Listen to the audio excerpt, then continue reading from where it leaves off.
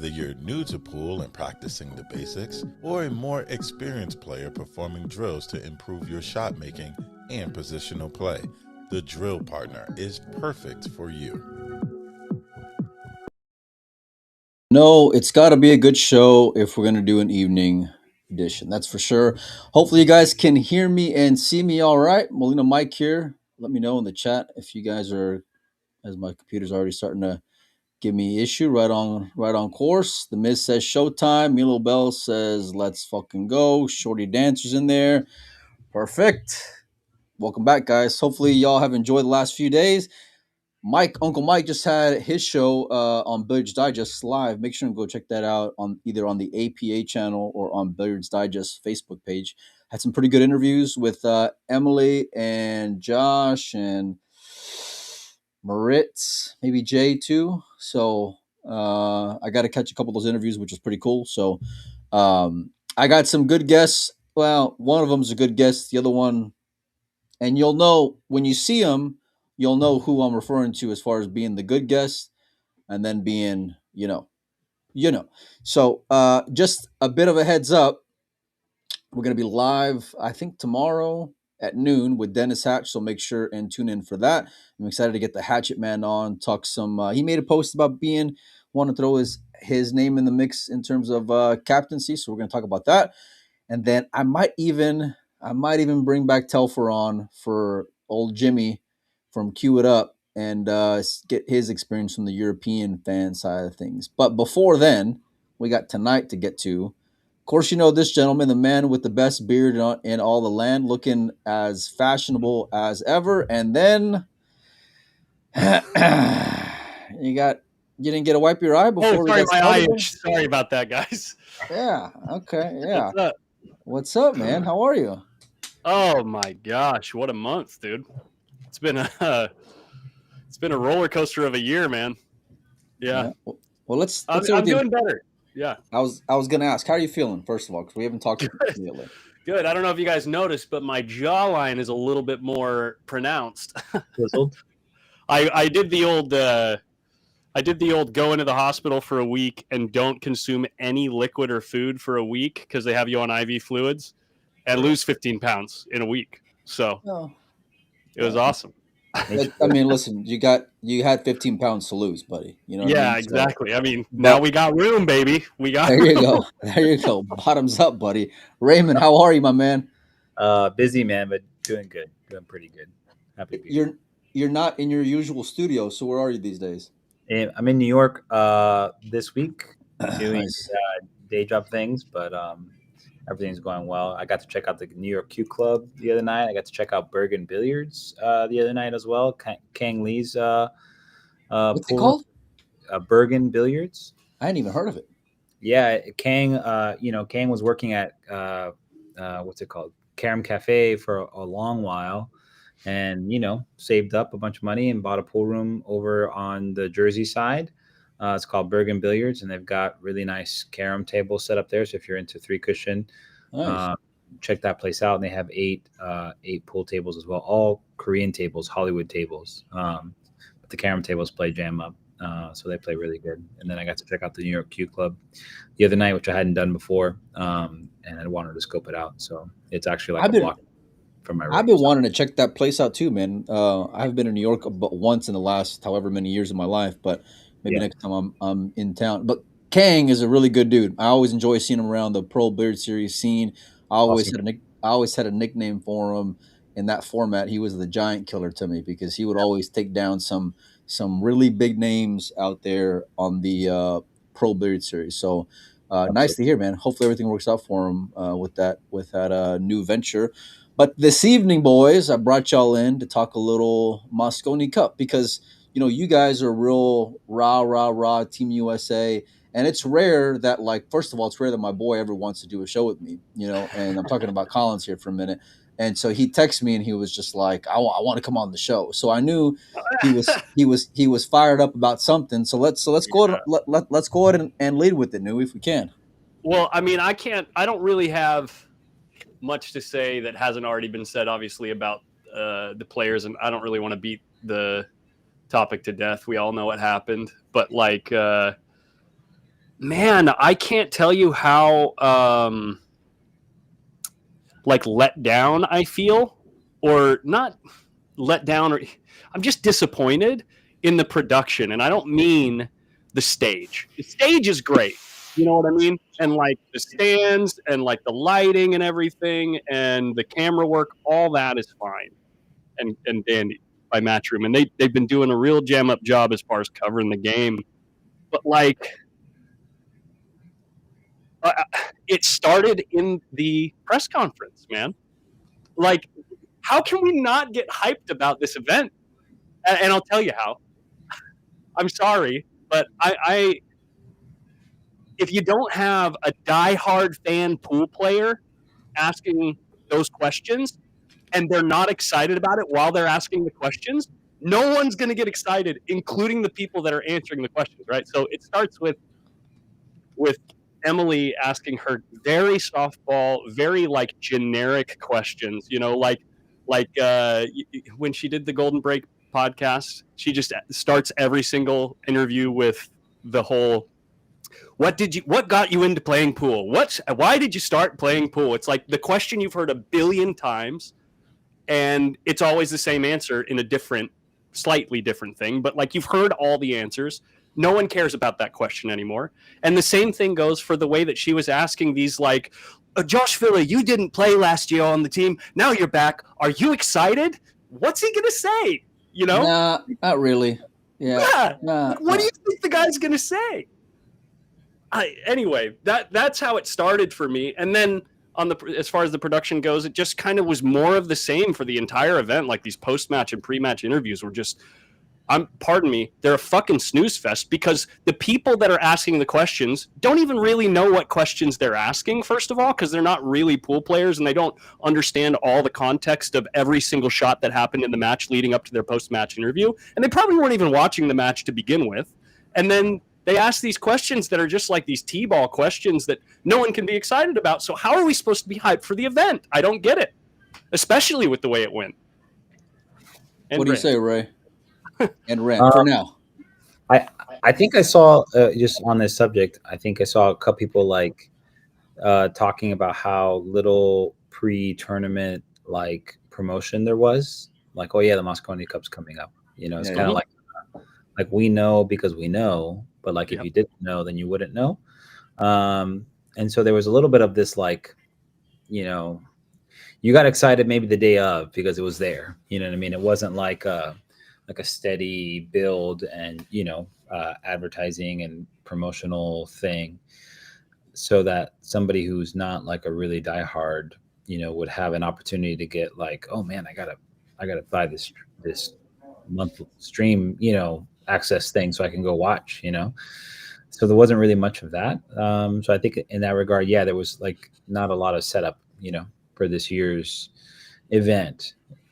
I think like in years past, it was much more like there was like a month out, you were ready, you know, you're starting to see stuff and highlight reels and all this other stuff. So I don't know, you know, but yeah, it's been like an interesting build up because I mean, like they're hitting socials more than ever. I feel like, you know, and doing a really good job on some of like on some of the topics they're hitting within their socials, the creativity of them. And I tell Adam that runs it all the time, like just how much I'm impressed with some of the, like it's growing a lot, but it seems like as it's centered towards the Moscone Cup, at least leading up to it, it seems to be very different. And then you have this like cookie cutter.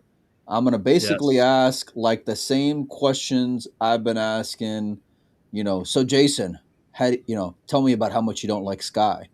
And then like, you know, there's, you know, it's like, y'all were just teammates like 2 weeks ago. What are you talking about? You know what I mean? And it's just like trying to bait them into this rivalry that's not there or hasn't been there. And maybe it's there for a couple of guys. You know, Billy shows a lot of passion whenever he's talking shit, which I can appreciate. And it sounds like genuine and sincere.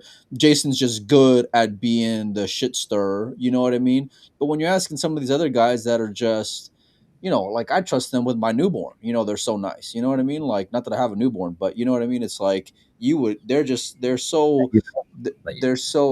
yeah, no more kids. They're so nice guys. It's just like, it's hard to get there. And and then you turn to the fact that again they were teammates recently. It's a little bit rough. I saw they bring in somebody else for doing like post match interviews, which I thought was a nice layer. But again, it was just like, it was just the European domination train, and you could only ask the same guys, but so many times, like the same variation of a question before. Oh my gosh, the amount of times that they ask things like, "Now in that match, how important was the break?" It's like, yeah. I don't know. It just drives me up the wall that it's like the reason. And I'm not bringing up this name because everyone says, "Oh, we need to get Joe Rogan to do commentary for this." I don't think that that's necessarily the answer, but one of the major reasons that the UFC became what it was or is today is because they got a guy that was kind of steering the conversation, like the storytelling and the conversation with unbelievable passion and a ton of knowledge. And, when he does his post-match and pre-match interviews, he is in awe while he's doing the interviews, right? And you can feel it. You can like taste it, right? It's like, it's fucking exciting. But if you just think it's like this thing where, okay, it's the Mosconi Cup. If we set up the cameras and we bring the players and we just have someone there with a microphone, it's going to be good. You're wrong, obviously, because we just watched what we just watched. So it's like, that was the part that was the most frustrating for me and honestly turned me off. I didn't watch a ton. I watched probably 45% of the event, which is the least that I've watched in 5 years. So forever. Yeah. When I was watching Uncle Mike's show earlier, Jason Bowman was on there and he was talking about how it was kind of the same thing where he was just like, I tuned in on day 3, but he's like, there wasn't really much in term like for him to get excited about, and then you start off, spotting them 4 games and then what that can do to the psyche. And here we go again, we've seen this show before. And I think to a certain extent, they kind of took this, I've said it a few times where I feel like they just kind of took the fans for granted when it came to this event, where it's just like, listen, we've got a proven model, right? We're hitting on all cylinders when it comes to our socials.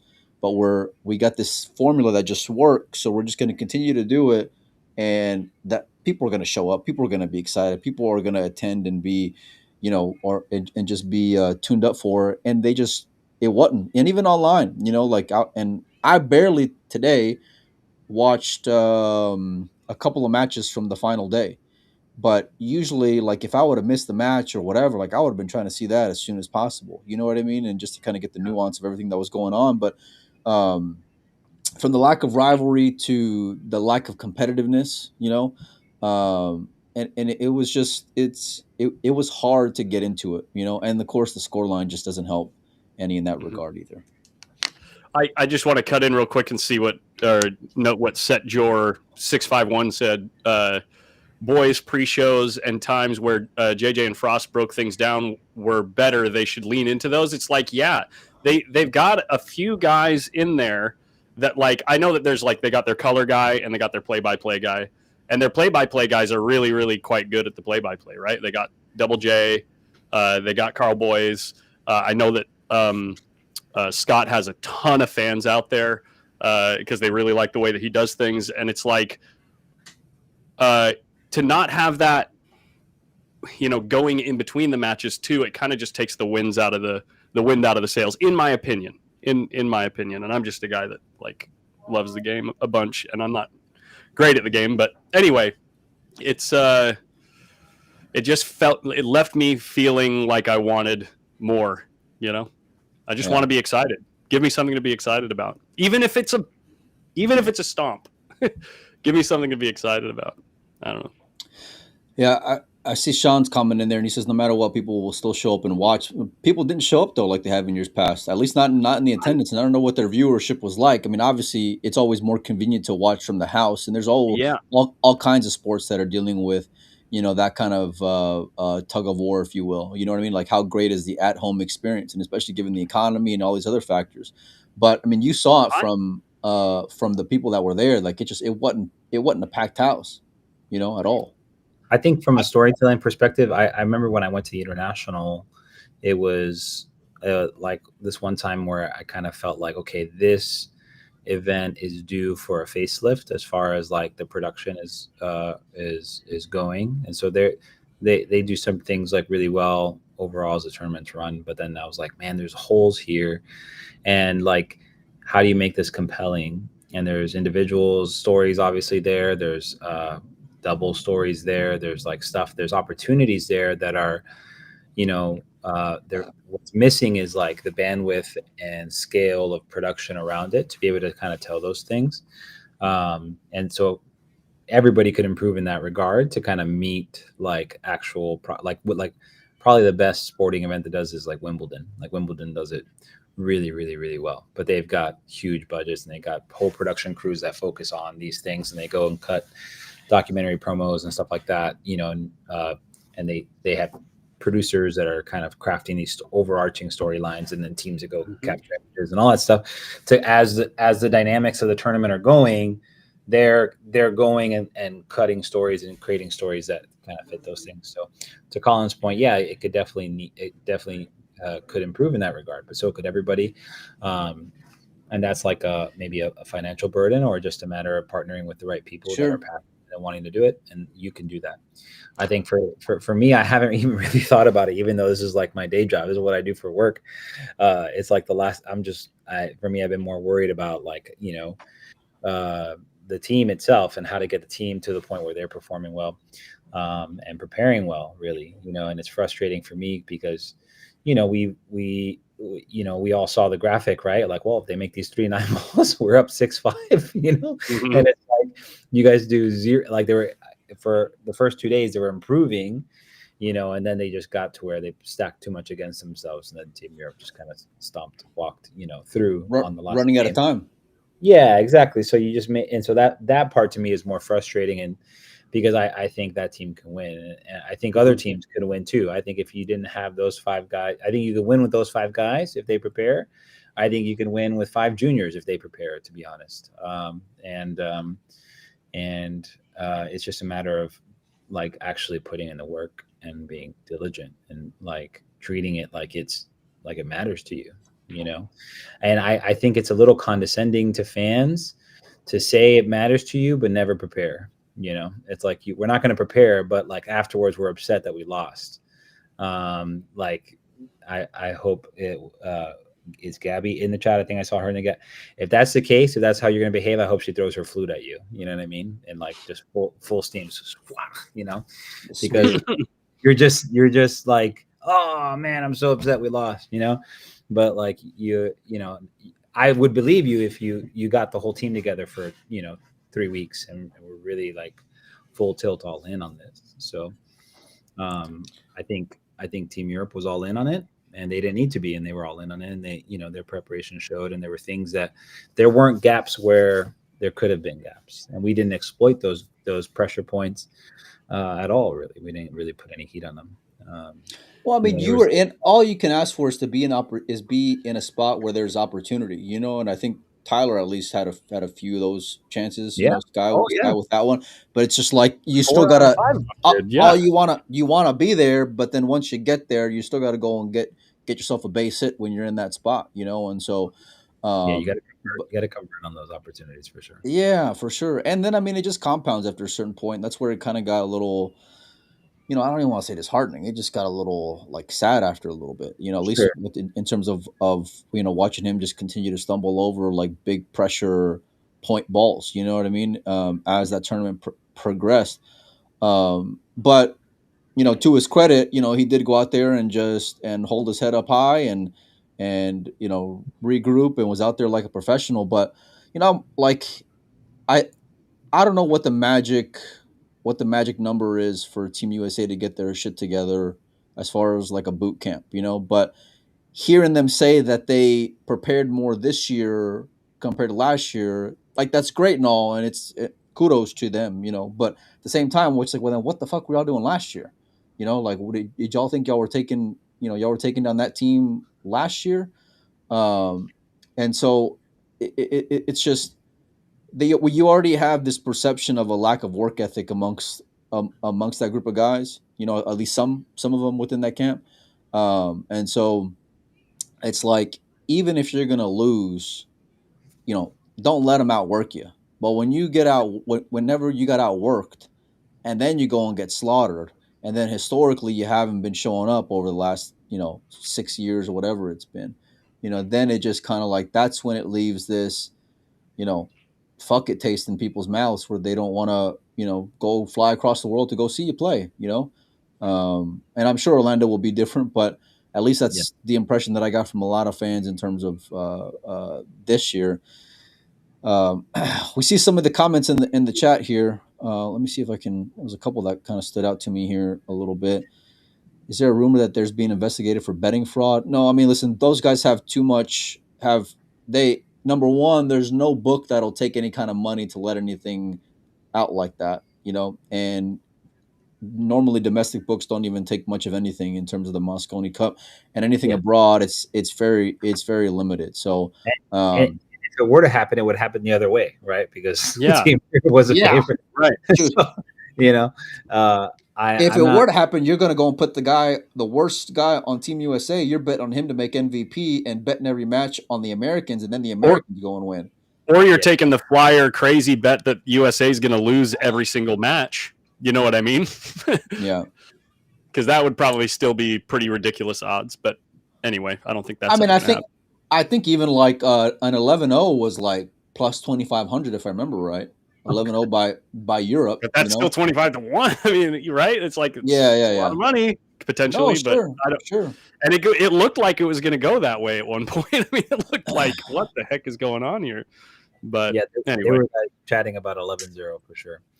But I just want to say, I forget who it was in the chat. Someone said that Emily is the problem. I'm going to be a bit of a devil's advocate to my point earlier, and actually something that you said, Ray, is really true. I don't know if it's a budget issue too, and they're just trying to make ends meet with the people that they have on crew. That's completely understandable, right? Like Mike and I do that when we go out to the BCA events, right? It's like we just kind of, we're certainly not the perfect people for the job, like we're just trying to make ends meet as far as like giving the people at home the best show that we possibly can on the budget that we have. So I completely understand that.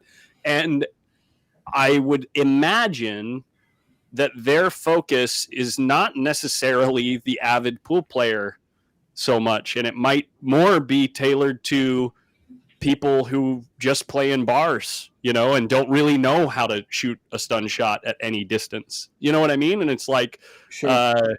Maybe their target audience isn't someone who really knows what's happening on the table, and they like to have someone like Carl and Scott and Double J explaining the whole thing, and they get the ooh and the ah, and maybe those people aren't super vocal online about these matchups and stuff. So it's like I could see how that type of thing could be happening kind of behind the curtain for people like us, but it still feels they'd be foolish not to. And I think you see that from a number of different strategies, whether it's people they bring in like on the sideline and even throughout the year. We saw like a YouTuber, a comedian. They had a guy from a soccer team out there amongst others. So like and she's hitting the PR circuit in terms of like non-poll related medium, things like that as well, which is great because you have to get outside eyes in it. But my only issue, and this has been the case for some time, is that if you bring them in, you don't want to see, an uncompetitive sporting event. It's like whenever you brought in the Andy Goldstein fans, it's like, you think they want to watch someone lose 9-0? No, they don't. Nobody that enjoys just sports. And this is someone, man, I can watch soccer, I can watch hockey, I can watch whatever sport. You know what I mean? I've been degenerate and bet on some really obscure shit in my life. You know what I mean?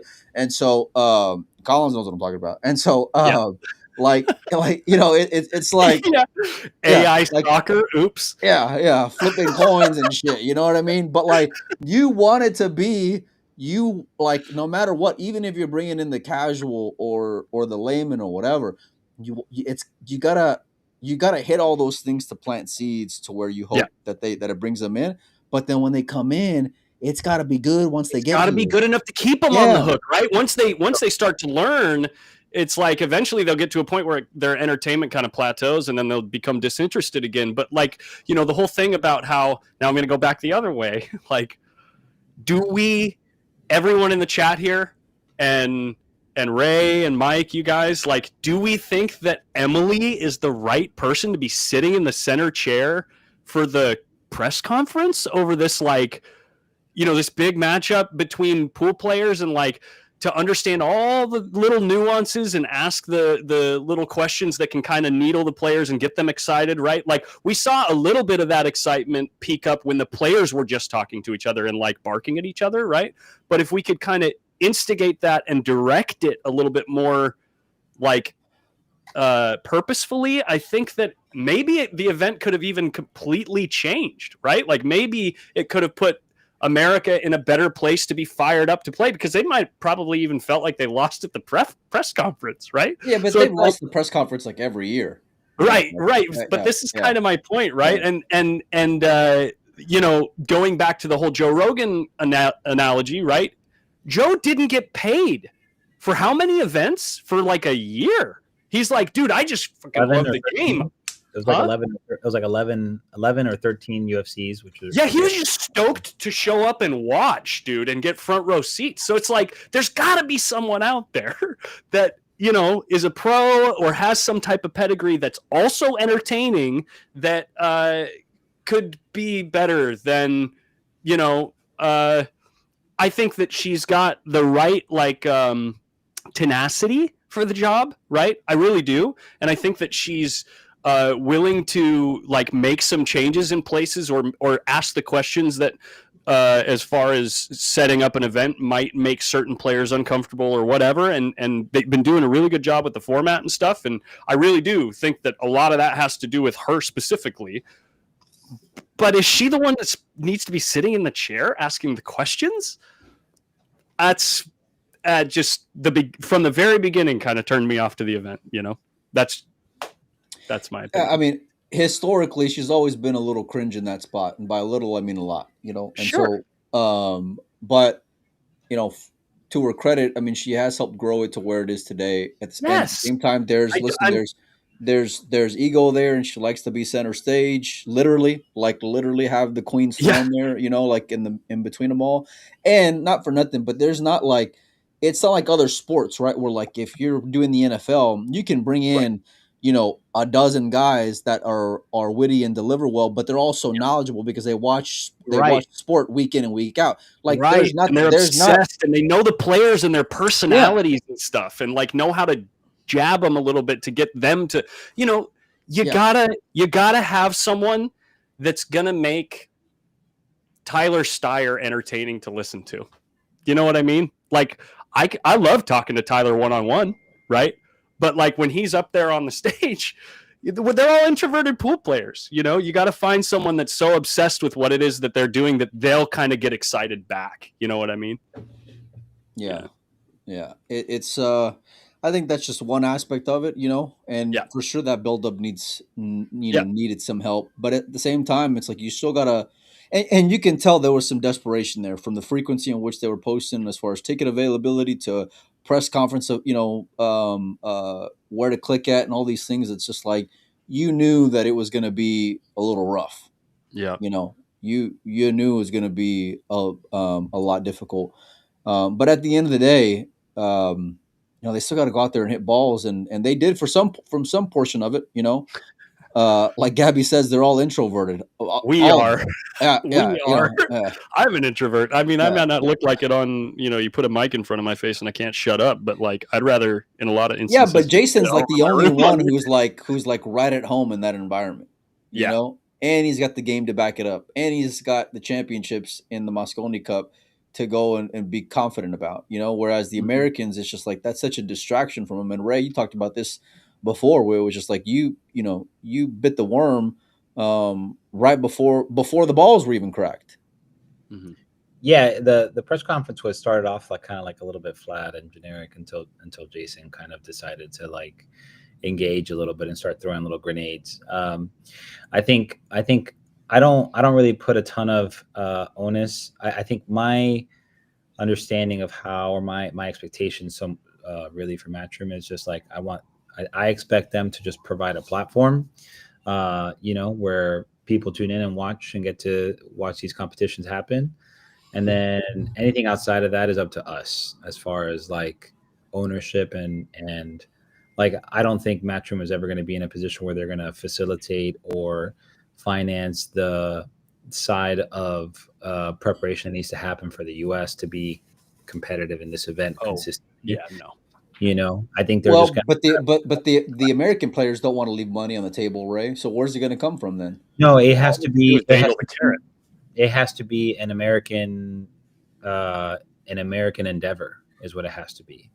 So whoever our players are, I think there are novel and actually pretty simple, elegant solutions that allow for the Americans to invest in the training and development of their top players. Because right now, you know, overall Americans don't really invest in them. And so they also kind of come to these tournaments and complain that Team USA doesn't win, but they don't ever do anything about it. And they don't ever put their money where their mouth is and help fund training, because training takes time and time costs money. And I'm not so sure. There's a lot of guys who are there, Ray, Shane included, who would be interested in going to a training and not getting compensated for it. That's what I'm saying. That's what I'm saying. Yeah, that's what I'm saying. These guys have time. You're asking to train semi-regularly in a team environment throughout the year to prepare adequately, which you need to do. And their time costs money also. It's not just like, you know, it's not just like paying for table time. It's like these guys themselves are enterprises individually. And they, you know, if it's getting Shane and Sky and Feder and whoever else out there, we want to compensate them. You know, you want to compensate the other players as well to come and train. You want to compensate maybe some of the juniors as far as their travel is concerned. So you develop a cycle, and then you want to get them all in a scenario where they are developing and growing together. Then you have an honest approach for this unit, this American endeavor, to go out there and represent ourselves internationally as best we can. You have a legitimate place to gripe about, you know, because now we're just complaining. I like being frustrated as much as everybody. It's okay to vent your frustrations and all that stuff, but ultimately we have to provide solutions. And one of these solutions, yeah, but I think that's a bit of a pipe dream, though, Ray. I mean, like there's like, I think to some extent we have a problem where currently I think it is. But financially, there's no solution there. There is a solution. Every problem is an opportunity to problem solve. That's all. And so we haven't just problem solved and innovated. So if we have an honest conversation, are there possibilities where we could package and present an ongoing training program in a way that adds value to other people, other teams, other organizations, other institutions that are profitable in the pool community in the United States, and fund an ongoing curriculum that trains and prospers our players? I think it's not a difficult challenge at all. What's the number? 80 grand? So this is where the problem. You'd have to really like break it down. You know, how many players so what's paying, the number? travel expenses. I probably think I would guess it'd be more than that. Just it'd be north of that a fair amount, but that's fine. So let's say it's $125,000. You do that 3 or 4 times a year. You know, so $675,000. Could you raise $675,000 to train Team USA? This is where I think that it's. I'm not so sure. I think that it's more, guys. I think it's more a cultural issue. It is a cultural in the States. Yeah. Sure. This whole discussion about like where the money is or where it would come from, and then how are you going to sell that idea to somebody, right? Like whether it's the person that's funding it or it's the person that's organizing it or whatever. In other countries around the world that seem to be doing quite well with these Q sports, they actually take Q sports seriously as a sport, where in the States, right? Like if you take the objective number of people who play pool fairly regularly in the States compared to almost any other country, except obviously China, Philippines, you know, these other places where you just have huge numbers of people that are vastly, like, very interested in Q sports. But if you compare to the US to Poland, UK, you know, Spain, like all these other countries that have had, you know, a decent handful of players come out that play phenomenal, right? Compared to the States, it's like, you would figure, because there's so many more people out here that pick up a cue semi-regularly, whether it's at a bar or at the league or whatever, you would assume that based on the law of averages, you'd come out with a larger number of people that play phenomenally, right? But clearly we don't. We have 5, maybe 7, maybe, right? So it's like, it's obviously a cultural issue. And so before you can sell that idea, Raymond, first you have to sell the cultural idea that this is something that can be taken seriously, which the States, we just don't believe. Well, the irony of all this is you had 5 Europeans that got together on their own dime to be together for 2 weeks, right? Yeah. To invest in the goal, So just for the fact that you even got to mention as far as like paying guys and all these things just shows where the culture's at compared from one side to the other, Yep. and what they're. I don't even want to say serious because I'm not going to hate on anybody for trying to make any money, but it's just like where they're at or where they think they're at in terms of what it would take to get them to actually buy in. And then what's that sincerity level like? I think if you were to go and get juniors, let's say you got some top guys there on the American side. If you're getting juniors there, you're not paying them. They're going out there to go cut their teeth. Go and get some seasoning out there. Pay for your lodging, your flight, whatever. But you're investing in your future, so to speak. And so Charles. Sorry, Charles Roy says other countries have government-funded programs for pool. Here, it's a bar sport. No, here it's a silly bar game. It's an aim and like, oh, we made the blue ball.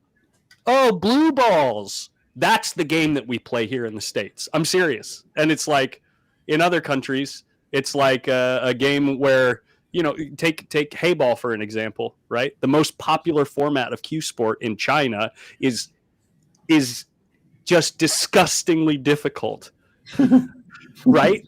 And that's what the ball bangers play in China, right? It's a cultural thing. Sure. But it's also like the other part of it is there's people that are in position that don't necessarily work well with others, and they know who they are. You can tell by burned relationships. You can tell by things that have kind of gone sour or south or whatever. So like historically, and some of them, listen, Matchroom's not in it for the betterment of American pool.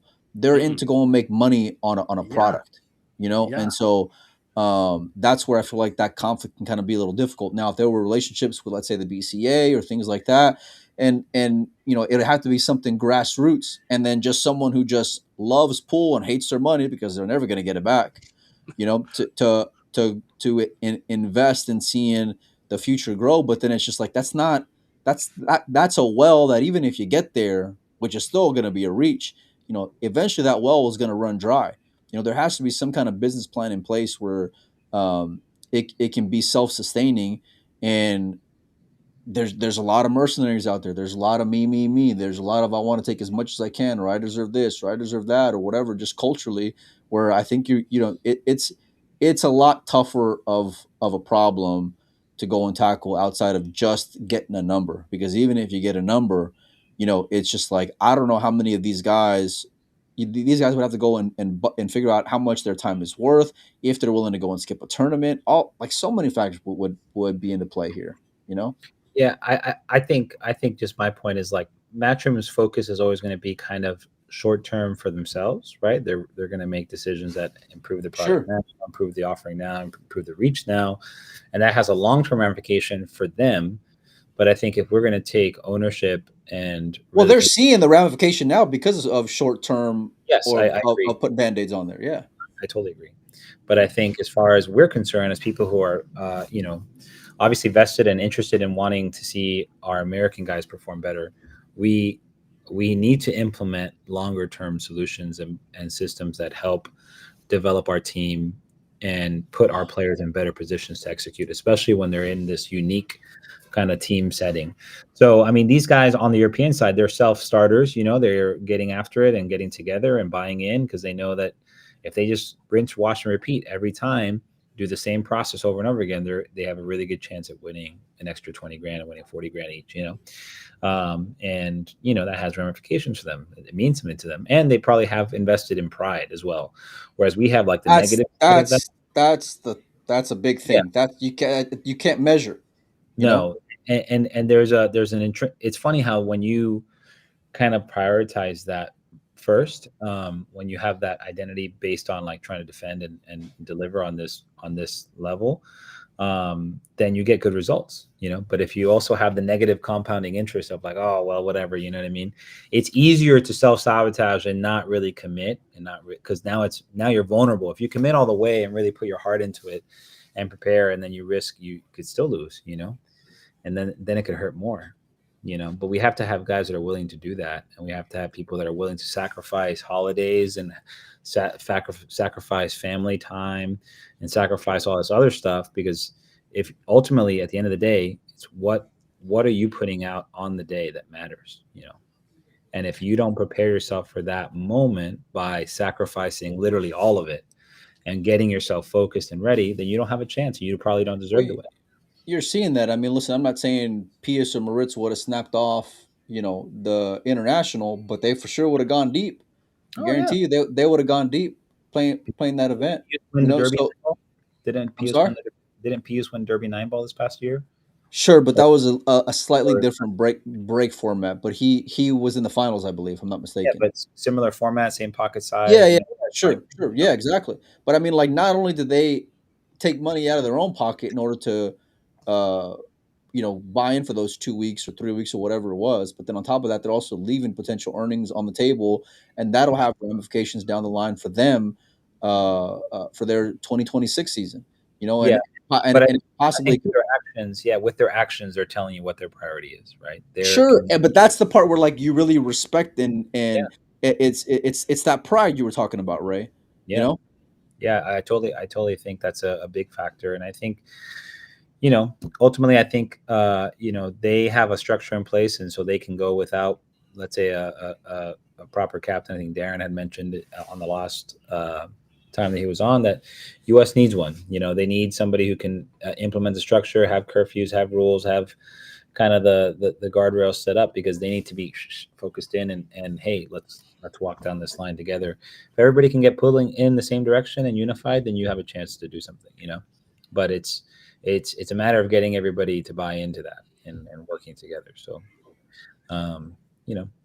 much bigger issue there, in my opinion, in that regard, getting those guys to buy in, which is why I even mentioned like 5 juniors could do it, because those kids. Well, I said this before the event. I would have I could think of a handful of kids to go and ship out there and say, hey, listen, can they give you 11-3 or better? Yeah, I think they could.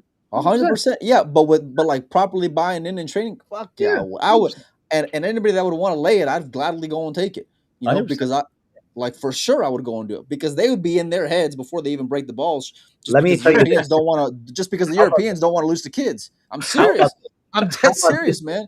How about this scenario? Jason Shaw's whole like mental game assassination thing is all about talking shit to no 15-year-old. What are you gonna do? Talk crap to an 18-year-old, bro? Yeah. You've completely disarmed this whole like. Yeah, now you gotta go out there and play pool, And hey, by the way, they shoot pretty straight, those kids, And in a race to 5, they might not buckle. They might be the ones that go out there and just deliver. And now all the pressure's on you, because they're still in see ball, shoot ball, make ball. Yeah, there's no trauma there. There's no PTSD Yeah. To me, I was just thinking, like, who would I love? Like Landon Hollingsworth, Laz Martinez, Eric Roberts, Nathan Childress, and like Adrian Prasad. Yeah. Give me those 5 kids, man. Good, like heads on their shoulders, super committed, can shoot straight, can break good, have beaten top players before, would have no ego. They just go out there and get it done. And not flaky, they're super committed. Like they'll follow orders, they'll follow, no problem. Whatever you want, they'll do. Well, because there's not an ego there at this point, and that was, and that's part of like that's part of what this circus has become. It's like you've empowered these group of guys that think that they're bigger than the show, and so and to some extent they were. because Matchroom needed them, and there were lacking stars and personalities and competitiveness and all these things, but it's like it got way too far out of balance here, way too far out of balance, and that's where you're dealing with it now. And that, along with, I feel like, taking the fans for granted, is where you ended up with where the event landed this year. Last year, listen, last year we were sweating the last 6 months of the tour. Who was going to get picked, who was going to jump in rankings, who was going to do this and that, and your scoreboard watching tournaments, who's going to go up in the next round, how much are they bumping up, every single round. There was none of that this year. I mean, zero of that. There was on the European side, there were, sure, and certainly on the Asian side of things, that was always going to be something, but on the American side of it, there was none, zero. It's almost as if they already knew who was going to be on the team. Yeah. Shocking. Boxer Star says, it cost me over $3,000 to go to the Florida Open knowing I had no chance. There should be hundreds of yearly events. Yeah, the same. Yeah, I mean, listen, you got to have some dead money for these guys to be able to pick up as well, and I don't think that just peppering more events is going to be the solution. Sure, you'll get more regional players to go and show up at said places, but there has to be a way where these guys can go and make more money. Like, I'd be into maybe upping the buy-in a little bit for some of these events. Not all of them, but some of them, because you still got to have that dead money. But just to where, like, you can have a decent balance there. And I also feel like, listen, they got to figure out some kind of way to pair up with some league or something to where you can have some amateurs in the room doing something else, and they can be casually strolling by where you can have some atmosphere, because there's a few events around the world that have shown that works. You'll get people in the stands, and there's also been a lot of matchroom events that I've seen where there's it's flat, it's empty, there's no energy there as well. I wish every event could be like the Philippines Open, but it's not. And so we need all the help that we can get, and every market's going to be different in that regard. I love set up the tables a day early, do a qualifier amateur event before the tournament, then play through the pros, and as the tables empty out, finish the amateur tournament. Boom.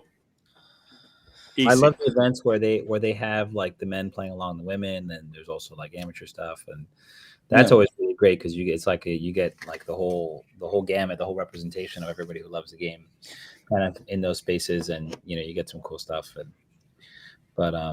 No, I think it's simple. I think the answer is simple. The solution is the tricky part. It was interesting that at least that Johan kind of tossed his hat in the arena publicly now.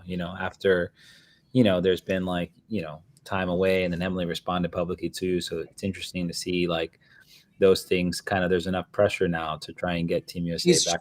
I know for sure that they're trying to make it work. I know that because I asked Johan to come on, and we talked a little bit during the Moscone Cup, and his response was, "Let me just get this deal done first, because I don't want to say anything to not make that happen." And he even said, I think it was like this third day or something, where I could tell just from his messages, he was just like super pissed off about what was going on, and he was like, the team needs me, and so I love guys who want it, and listen, he's not putting out there what he asked for before compared to now. Obviously, he's saying there in that thread, I'll be reasonable or whatever.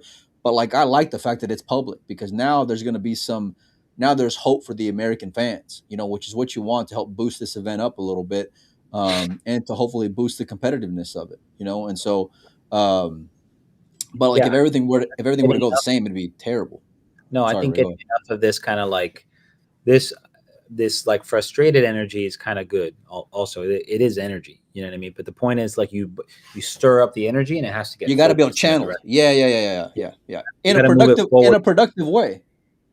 In a productive way, because that's how you get change. You know what I mean? If we keep just getting, this sucks, and then don't do anything about it, then another year will go by and nothing changes, and that's no good. So, I think ultimately we all want and sincerely want to see that energy channeled into solutions that are, tangible, that we can track them and see them, measure them, and then hopefully measure them against, top competition and see improvement.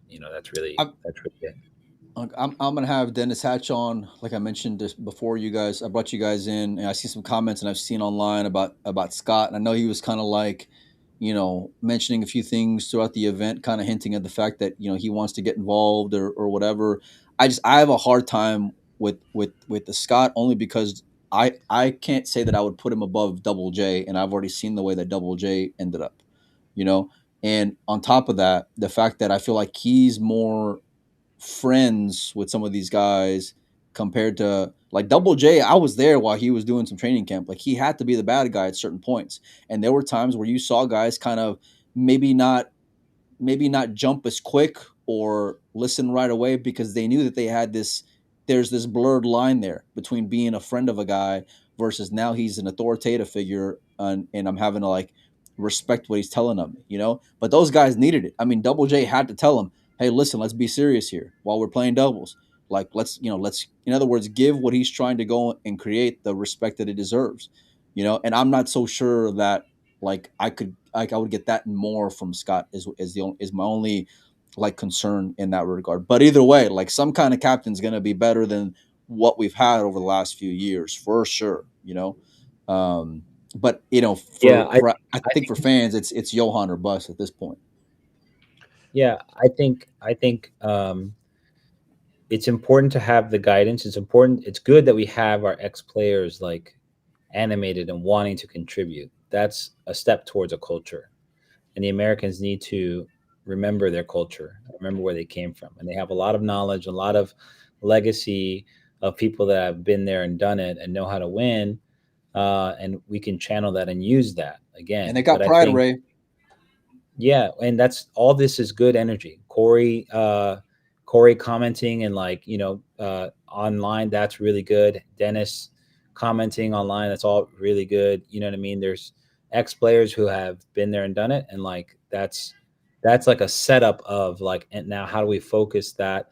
And for me, I'm a big advocate of like having a captain is really important for the Americans, but it can't just be it during the Moscone Cup.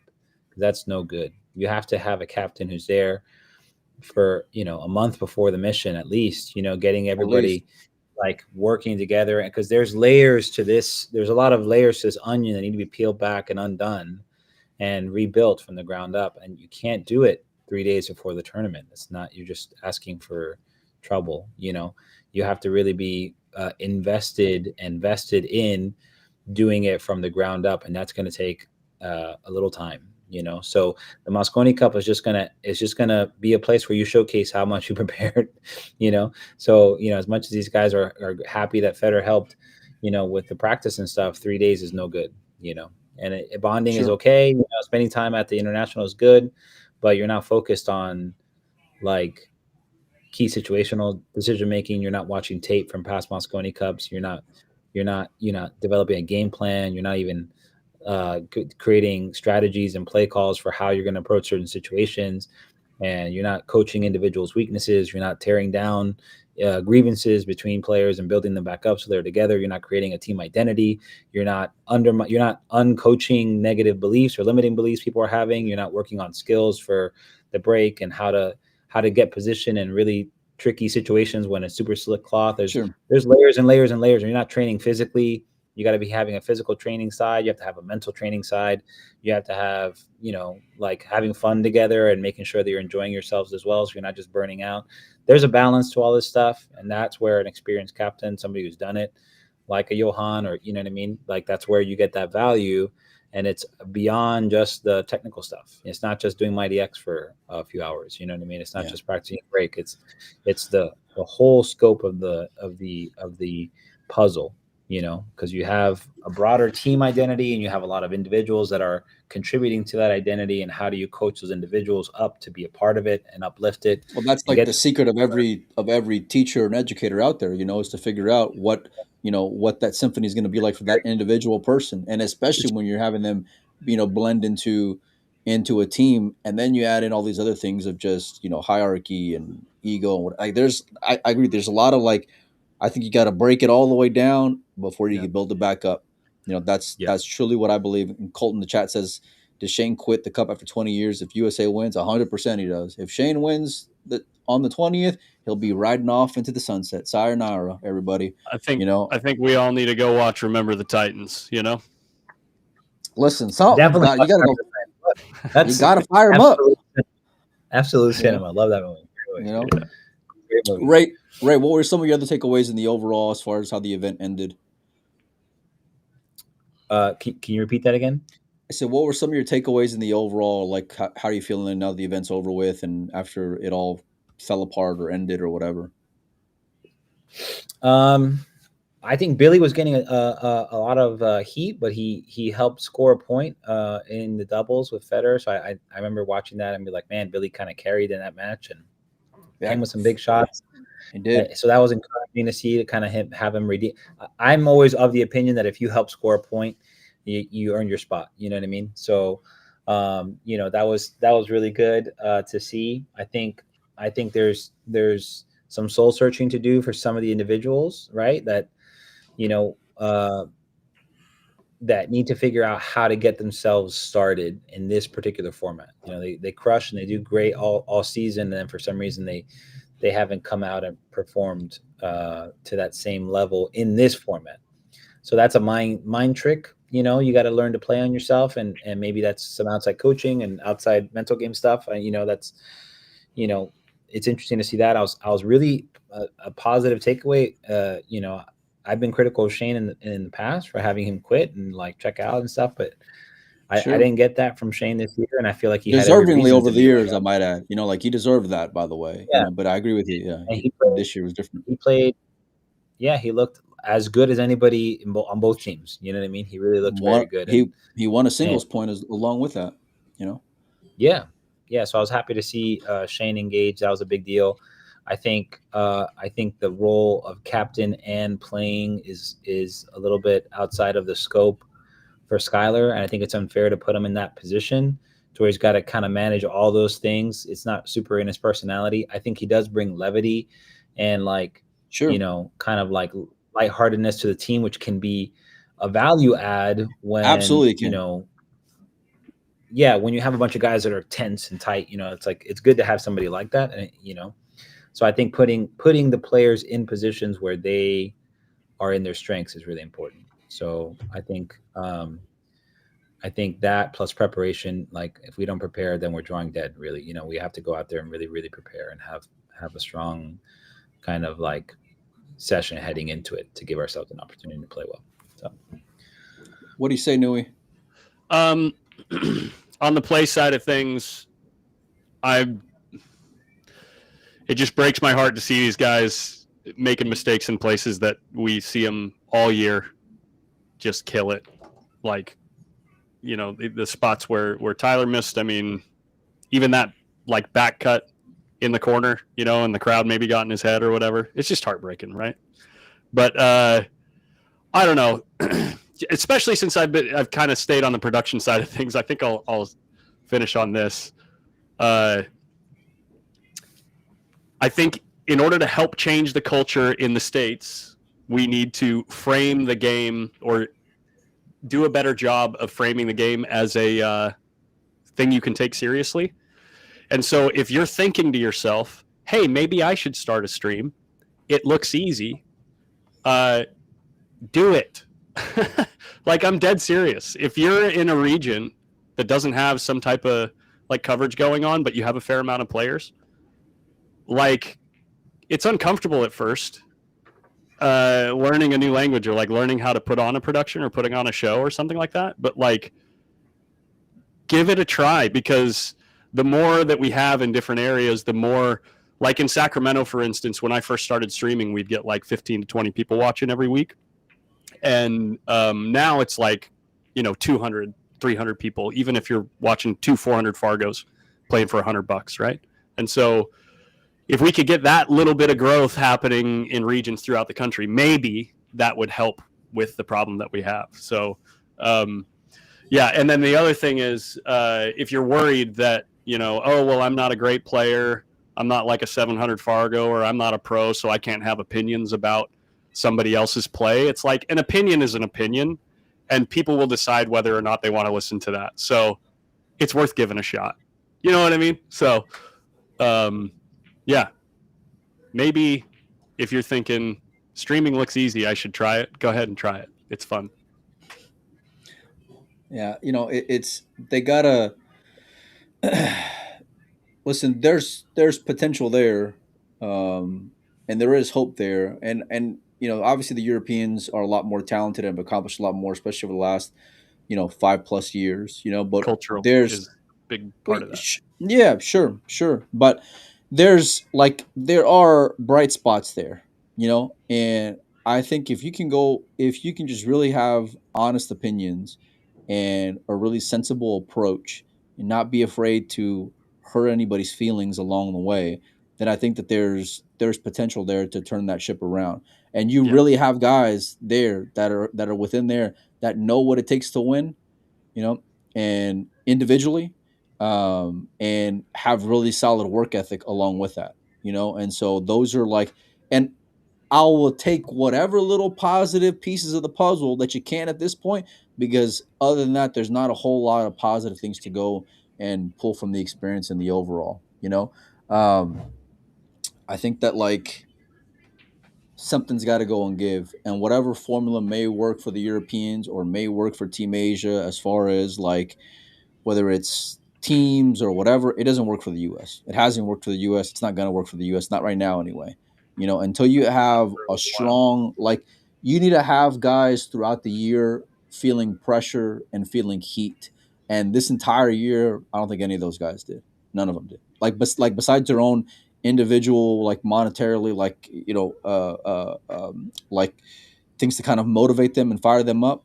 There wasn't anybody looking over their shoulder the entire year to say, you better make sure you're doing good at this spot or in this event or in this whatever, because there was a lot of guys who had really full bellies the entire time. They weren't hungry, and I think it's a reflection of it. So, Ray, you got anything else before we get out of here? No, I think I think the safety play was a big deal too, during the Moscone Cup, just watching those guys and seeing when they were successful versus when not, and how often Team Europe had our top players really kicking and kind of just scrambling, you know what I mean? And then punishing on top of that. So I think for this particular type of event, really working on those kind of safeties for the team is important.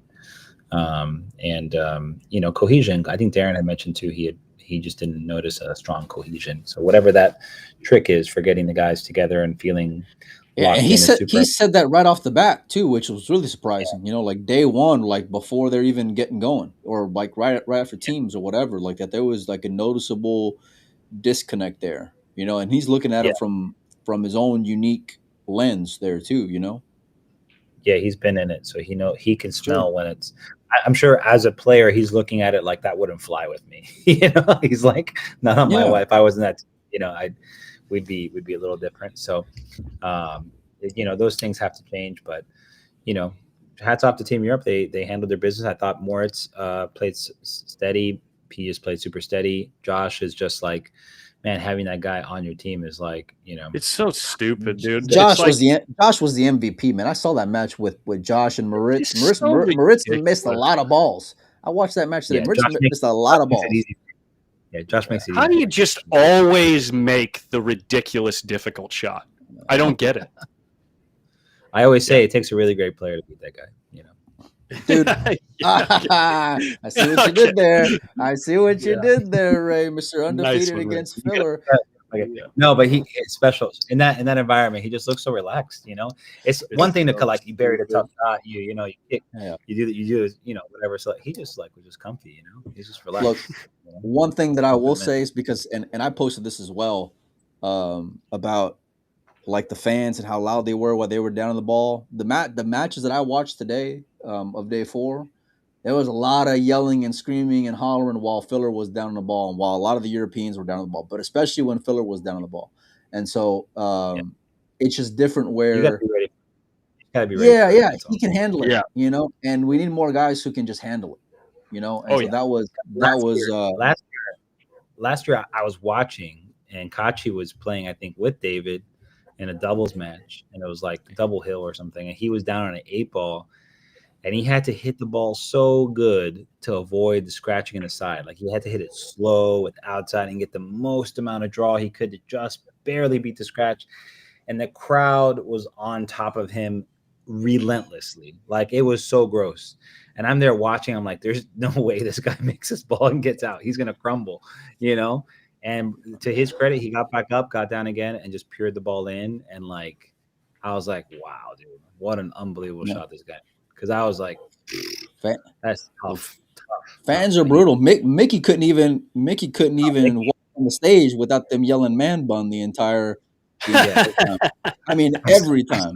I started the Mickey Mouse Club chants when you heard hot dog, hot diggity dog when he came out. Listen, I got kids, Ray.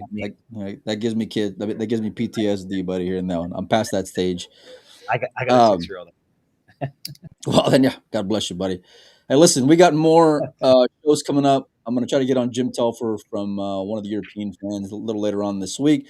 Keith Paradise was part of Bridge Digest Media. We're going to try to get him out on the show as well. And then, of course, tomorrow at noon, Uncle Mike and Dennis Hatch are going to be on. So make sure and come hang out with us if you guys have time. Appreciate you boys for making time, especially the diva right there who was always being a pain in my ass about scheduling and everything else. Dude, you flaked on me twice. What are you talking about? When did I flake on you? The last 2 times we were going to do this. Look, we'll see y'all later. Go enjoy your night. Ray, appreciate